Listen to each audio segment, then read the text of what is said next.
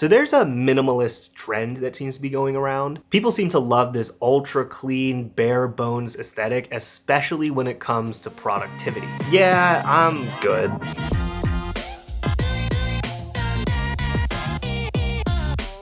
So this is my maximalist productivity setup for 2026. It's the culmination of literally an entire decade. There's no compromises, no budget constraints, only the best.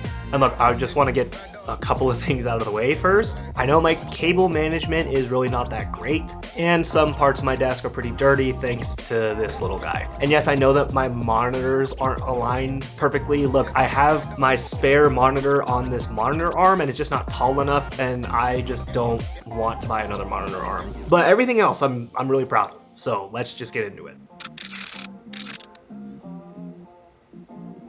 So I have 4 qualifications for a desk. It has to be big, it has to be stable, it has to be a standing desk, and it has to be able to move around easily. So I got the Uplift 4-leg standing desk in the 72 by 30 inch size. And look, I'm sure most of you have seen a standing desk before, so I'm not really going to explain the whole concept of what that is. But the main thing that sold me on this particular desk is the fact that it has 4 legs instead of just 2. See, the previous standing desk that I had was great, but sometimes when I would type on it, like my monitor would literally start shaking because it's just so large. So I really wanted something extra stable. This thing is completely rock solid and it's huge, so I can fit all of my stuff on it. Look, the main reason why I bought a standing desk is because I could fine tune the sitting height just right. It's not necessarily that I spend that much time standing at my desk. So for me, it's really important to have a chair that's actually going to support me well for those long editing sessions. I could sit in my old desk chair for about 2 hours and then my back and my butt would just start to get really uncomfortable. So I invested in this chair that I'm sitting in right now, the Herman Miller Embody Gaming. I also got this like headrest attachment thing. It's from a company called Atlas, but yeah, long story short, this is literally like the most comfortable chair that I have ever sat in. Like, I've literally spent entire days just sitting in this chair and I've had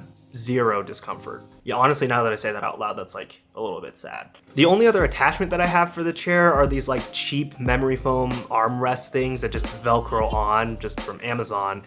And I know they look kind of dumb, but man, these things are just so comfortable to use. Look, this chair, phenomenal. The only complaint that I have is if it's really hot in the room, like during the summer. Herman Miller tries to advertise the fact that they have some like, I don't know, metal infused seat or something like that to try and mitigate how much body heat. It doesn't work, okay? Like, this chair is really hot to sit in if your room is hot, but other than that, it's like perfect.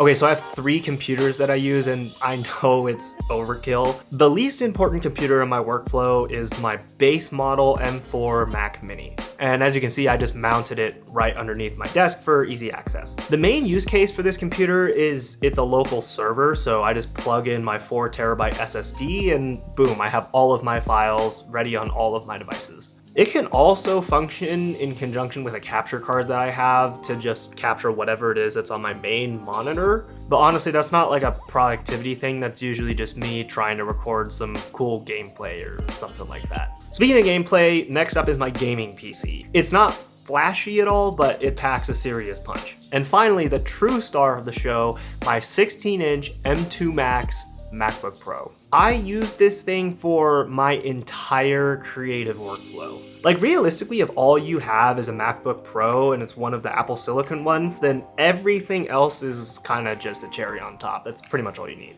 Okay, so the elephant in the room, this guy right here. I don't know how actually big it looks in this shot, but this is literally a 42-inch TV that I use as my monitor. It's OLED 4K and it's got 120 Hz refresh rate, but most importantly, it's just really big. Whatever I'm doing on it, like gaming, editing, just watching content, it looks so good at this size. To be honest, I don't think I could ever really go back to anything smaller. And then my secondary monitor right here, that's just like an old 1080p monitor that I had lying around from a few years ago. It's actually really nice when I'm editing on the big monitor and then I want something else pulled up on the side. So for audio, I have an audio interface and a headphone amplifier mounted underneath the desk, and they power the HiFiMan Edition XS headphones. They have like a nice neutral response curve, they have a great sound stage. Okay, look, they just sound really good. When I'm not using those, I'm either using the AirPods Pro 3 or the pair of HomePod speakers that live on my desk. The other pair of headphones that I have hanging on my desk are the Sony, they're this. Look, I just use them for music gigs. I don't really use them for anything at home. Okay, let's talk about accessories. I could literally spend the next like 3 hours walking you through every small detail, but I'm not gonna do that. Instead, let's just do a rapid fire. 2 main keyboards, one for productivity, one for gaming, and some spare keyboards as well. 2 main mics, one for productivity and one for gaming, and also a spare. A bunch of smart lights that I have to give the room some ambient light, a monitor lamp to light up my desk if I need, a bunch of docks and cables and chargers and all that kind of stuff. There's a stream deck for my editing workflow. I mean, you get the point. And finally, everything else on my desk serves no other purpose besides entertainment or personalization. I have a PS5 Pro mounted underneath the desk. I have my Switch 2 and also technically my Switch 1, although I don't really use it anymore. There's an Apple TV that's mounted underneath the desk. I have charging stations for all of my controllers and also some room on the desk for my hobbies. And of course, we need a couple of those small personal touches as well. So look, obviously all of this isn't necessary, but I really wanted to share this because it literally took me like 10 years to get my setup to this point. And it makes a huge difference for me to have a space that I'm actually excited to sit down and do work at, and also a space that's inviting for me to just watch content and relax or play some games. I just think it's really important for us to invest in ourselves, and what better way than for us to create our own space that invites both work and play.